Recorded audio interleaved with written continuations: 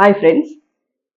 இந்த வீடியோவில் வந்து நம்ம ப்ளவுஸில் வந்து மெயினாக வர்ற சில டவுட்ஸை வந்து பார்க்கலாம்.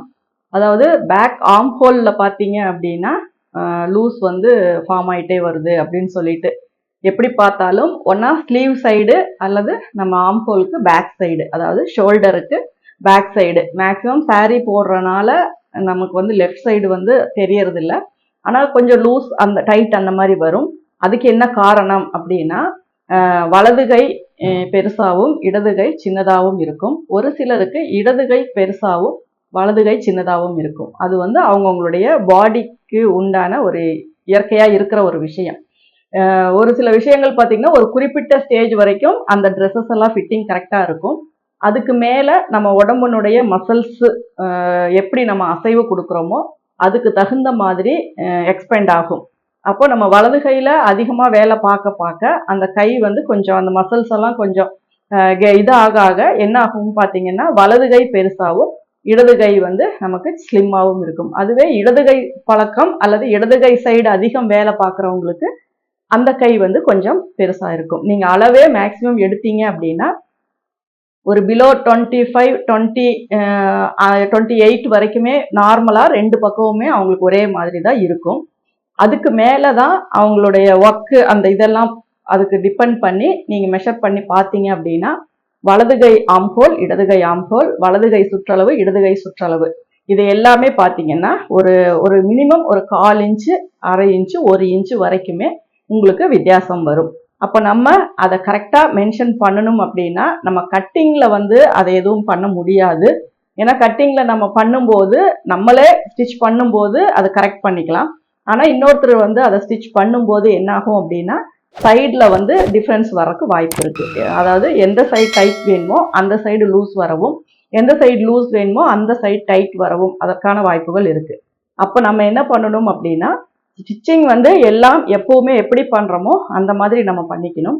அதுக்கப்புறம் எந்த சைடு அவங்களுக்கு லூஸ் வருதோ அந்த சைடில் எக்ஸ்ட்ரா ஒரு ஸ்டிச் போடணும்.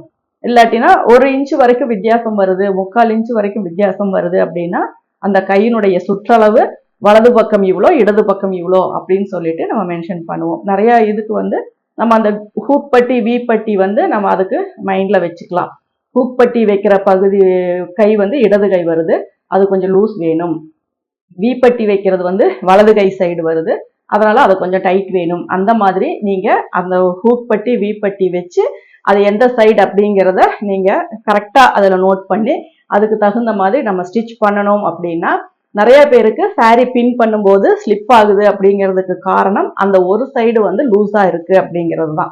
அப்போ அந்த சைடு நம்ம அதுக்கு தகுந்த மாதிரி அந்த பாடிக்கே ஒரு ஷேப் கொடுத்து டைட் பண்ணிக்கலாம். அடுத்தது பேக்கில் ஆர்ம் ஹோல் பார்த்தீங்க அப்படின்னா எதனால் அந்த அளவுக்கு லூஸ் வருது அப்படின்னா ஃபஸ்ட்டு காரணம் என்ன அப்படின்னா நம்ம ஷோல்டர் வந்து கரெக்டாக வைக்கல, அதிகமாக வச்சிட்டோம் அப்படின்னாலும், அதாவது நம்ம கரெக்டான ஷோல்டர் பாயிண்ட்ல நிற்காம ஒரு 1/2 இன்ச்சோ 1/4 இன்ச்சோ கொஞ்சம் அவுட்டரில் வருது அப்படின்னாலும் அந்த இதில் நம்ம பாக்ஸ் போட்டு கட் பண்ணும்போது அந்த ரவுண்டே பார்த்தீங்கன்னா ஒரு 1/4 இன்ச்சுக்கு முன்னாடி வர ரவுண்டு ஒரு 1/4 இன்ச்சு தள்ளி வரும்போது அந்த 1/4 இன்ச்சுக்கான ஒரு துணி வந்து ஒரு அப்படியே ஒரு ஃபோல்டு மாதிரி அப்படியே ஃபார்ம் ஆகும். அது வந்து சுருக்கம் வரும். அதே மாதிரி ஸ்லீவ்ல பார்த்தீங்கன்னா ரொம்ப நம்ம வந்து இப்படி ஷேப் பண்ணி வெட்டாம அதிகமாக இப்படி ரவுண்ட் பண்ணி மட்டும் வெட்டி இருந்தோம் அப்படின்னாலும் அந்த துணி பேக் சைடில் ஃபார்ம் ஆகும். அதுக்கப்புறம் லாங் ஸ்லீவுக்கு நம்ம வந்து அந்த அண்டர் ஆர்ம் கிட்ட ஒரு வளைவான ஒரு ஷேப் நம்ம கொடுக்கல அப்படின்னாலும் அந்த துணியும் நமக்கு பேக் ஆர்ம் ஹோலில் தான் ஃபார்ம் ஆகும். இப்படி அந்த ஒரு ஆர்ம் ஹோலை மெயின் பண்ணி பார்த்தீங்க அப்படின்னா அதை சுற்றி சுற்றி வர சின்ன சின்ன விஷயங்கள் அதை எப்படி வந்து நம்ம மார்க் பண்ணணும் அப்படிங்கிறத நான் இதில் உங்களுக்கு சொல்கிறேன்.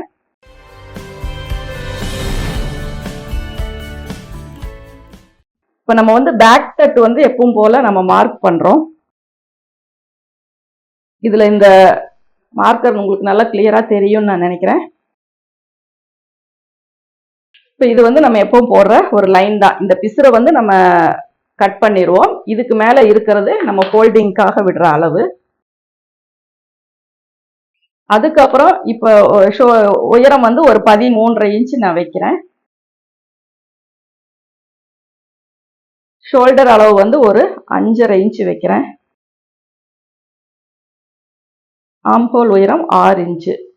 செஸ்ட் ரவுண்டு வந்து ஒரு 9.5 இன்ச்சு வைக்கிறேன். 7 இன்ச்சு வந்து இடுப்பு சுற்றளவு, 1 இன்ச்சு டாட்டு, 1.5 இன்ச்சு நமக்கு சீம் அலவன்ஸ். இதுக்கு நம்ம வந்து பாக்ஸ் போடுறோம்.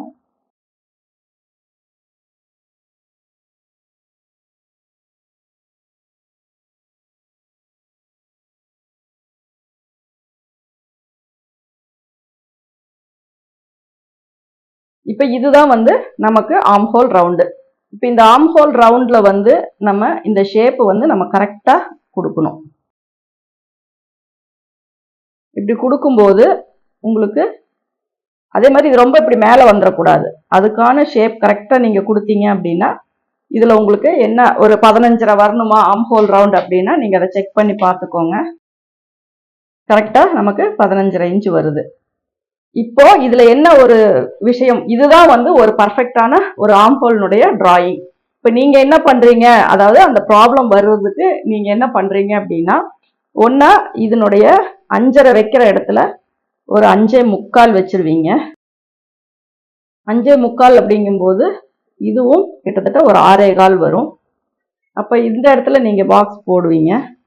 இதுக்குள்ள நீங்க ஆம்ஹோல் ரவுண்ட் எவ்வளோ அப்படின்னு மெஷர் பண்ணும்போதும் உங்களுக்கு என்ன ஆகுது, 5.25 கரெக்டா வருது.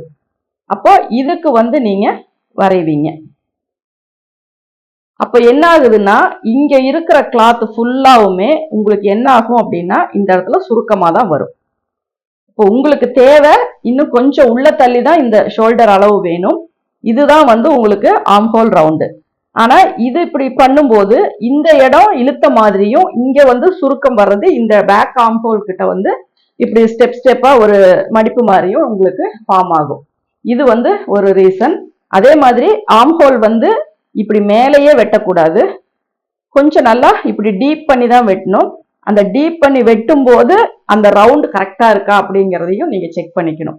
அப்போ ஃபர்ஸ்ட் ரீசன் ஷோல்டர் அளவு அதிகமா வச்சிட்டீங்க அப்படின்னாலும் பேக் ஆம்ஹோல்ல அந்த ஃபோல்டிங் வரும்.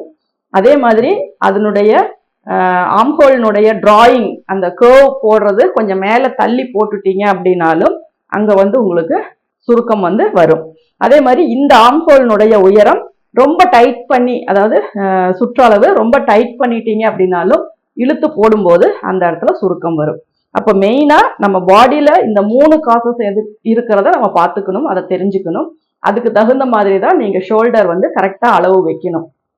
அதுவே நீங்க டீப் நெக் வைக்கும் போது இந்த இது வச்சீங்க அப்படின்னா ஷோல்டர் இறங்கவும் செய்யும், இங்க நிறைய ஃபோல்டிங் வரவும் செய்யும். அதனால டீப் நெக் வைக்கும் போது இந்த ஆம்ஹோலை நம்ம என்னென்ன கரெக்ஷன்ஸ் பண்ணணும் அப்படிங்கிறது நான் லாஸ்ட் வீடியோல சொல்லியிருக்கேன். அதை வந்து நீங்க பார்த்துக்கோங்க. இப்ப இந்த இதுல வந்து நீங்க மிஸ்டேக் என்னென்ன பண்றீங்க அப்படிங்கிறதையும் நீங்க புரிஞ்சுக்கோங்க. அதாவது ஷோல்டர் வந்து கரெக்டான அளவு வைக்கணும், அதனுடைய டீப்பும் கரெக்டா வைக்கணும், அதே மாதிரி அதனுடைய டிராயிங்கும் கரெக்டா நீங்க போடணும். இது வந்து நமக்கு பாடி சைடு வர்ற சுருக்கம். இதுவே நம்ம ஸ்லீவ் சைடுல நம்ம வைக்கும் போது இப்படி ஒரு ஸ்லீவ் வந்து நம்ம மார்க் பண்றோம் அப்படின்னா நீங்க மேக்சிமம் ஒரு 2-2.5 இன்ச்ல இருந்து தான் இந்த கர்வ் கொடுப்பீங்க. அதே ஒரு 2.5 இன்ச் இங்க நீங்க மார்க் பண்ணிட்டு இதுக்கு கீழே வரும்போதே இதை வந்து கொஞ்சம் இப்படி ரொம்ப உள்ள கொண்டு போயிருங்க. இந்த 2.5 இன்ச்சுக்கு கீழே வரும்போது கொஞ்சம் கொஞ்சமா அப்படியே நீங்க இதை உள்ள கொண்டு போயிருங்க. என்ன பண்ணுவாங்க, ஒரு சிலர் இதை இப்படியே கீழே இப்படி கொண்டு வருவாங்க. அப்போ இங்க இதுக்கும் உள்ள வித்தியாசம் என்ன அப்படின்னா, நம்ம இந்த இடத்துல கிளாத் வேண்டாம், ஏன்னா நம்ம கேப் ஹைட்டை மெஷர் பண்ணி தான் ஆம்ஹோல் டீப்பு ஆம்ஹோல் எல்லாமே கட் பண்றோம். அப்ப கேப்பினுடைய ஹைட் வந்து நம்ம எந்த அளவுக்கு இங்க அதிகம் இருக்கோ அந்த கையை சுத்தி மட்டும்தான் நமக்கு துணி தேவை. அப்போ இந்த அளவு மட்டும்தான் நமக்கு, இது வந்து உயரமான பகுதி. அப்படியே பேக் ஆம்ஹோல் ஃப்ரண்ட் ஆம்ஹோல் வரும்போது இதை அப்படியே நம்ம இப்படி குறைச்சிக்கணும். அது இல்லாம இதை நம்ம இப்படியே கொண்டு வந்தோம், இப்படிதான் ஸ்லீவ் கட் பண்றோம் அப்படின்னா இங்க இருக்கிற கிளாத் ஃபுல்லாவுமே உங்களுக்கு பேக் ஆம்ஹோல் சைடு ஸ்லீவ் பக்கம் சுருக்கம் வர ஆரம்பிச்சிடும். அதே மாதிரி இங்க பாத்தீங்க அப்படின்னா இந்த ஷேப் வந்து கொடுக்கணும்.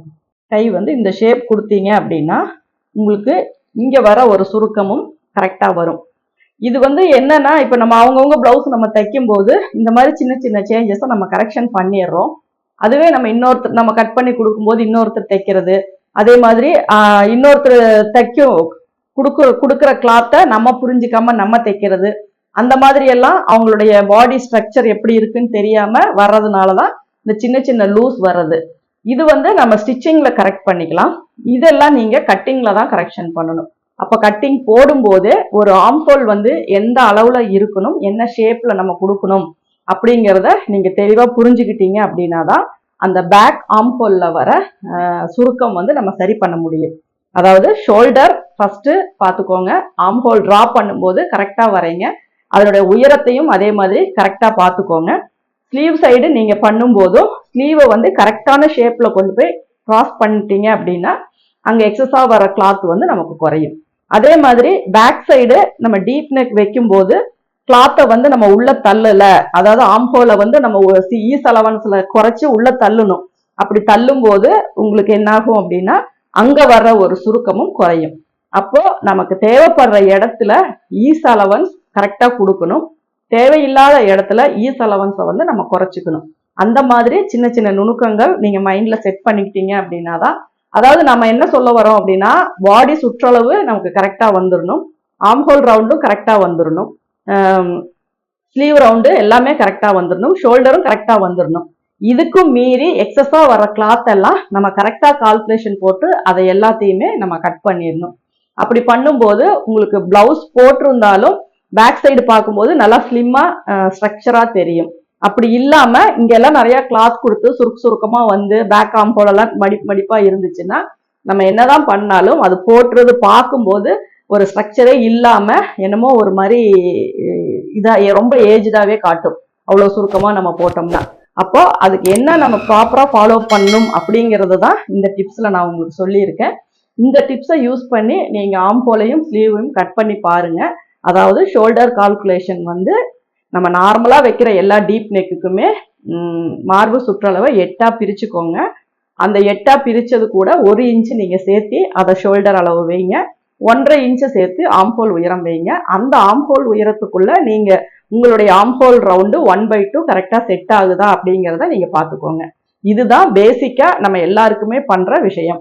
அதையும் மீறி டீப் நெக் வருது அப்படின்னா அதுக்கு தகுந்த மாதிரி உங்களுடைய ஷோல்டர் அளவை, அந்த ஆம்ஹோல், பேக் இது எல்லாத்தையுமே நீங்க அட்ஜஸ்ட் பண்ணிக்கோங்க.